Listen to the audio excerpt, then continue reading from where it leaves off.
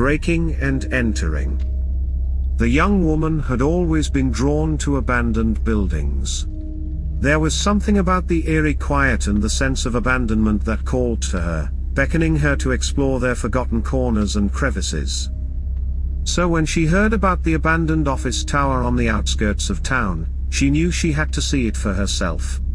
She planned her visit carefully, packing a flashlight and a bottle of water for the journey. But as she made her way through the empty, dusty halls of the tower, the young woman couldn't shake the feeling that she was being watched.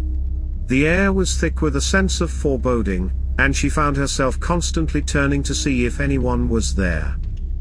That's when she saw him. The clown. He seemed to materialize out of nowhere, his bright red nose and wide, goofy grin a stark contrast to the gloomy surroundings. "Hey there, little lady," the clown said, his voice dripping with false cheer. "What brings you to this fine establishment?" The young woman hesitated, unsure of how to respond. Something about the clown made her uneasy, but she didn't want to be rude. "I'm just exploring," she stuttered. "I like to check out abandoned buildings." The clown's grin widened. "Well, you've come to the right place. This old tower is full of secrets. Want to see some?"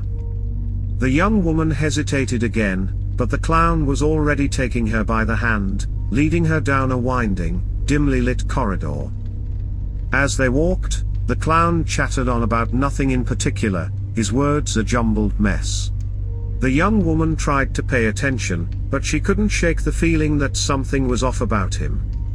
They ended up in an abandoned conference room, the clown still prattling on as he gestured to the rows of empty chairs. "Can you believe all the important meetings that took place in this room?" he said. "Power deals, mergers, acquisitions. And now look at it. All forgotten and abandoned." The young woman couldn't help but feel a pang of sadness at the thought. But then the clown turned to her, his eyes glittering with something sinister. "But we're not forgotten, are we?" he said, his voice low and threatening. "We're still here, trapped in this tower. And I have big plans for you, little lady. Big, twisted plans." The young woman's heart raced, as she realized the true nature of the clown. He was dangerous, and she needed to get away from him. The young woman tried to back away, but the clown was too fast. He grabbed her by the shoulders, his grip tight and unforgiving. "You can't escape me," he hissed. "I've been waiting for you, planning for this moment. You see, I've always been drawn to abandoned buildings too. They're the perfect hunting ground. And you, my dear, are my next victim." The young woman's heart pounded in her chest as the clown's words sank in. She had walked straight into a predator's trap, and there was no way out. "Please," she begged, tears streaming down her face. "Let me go.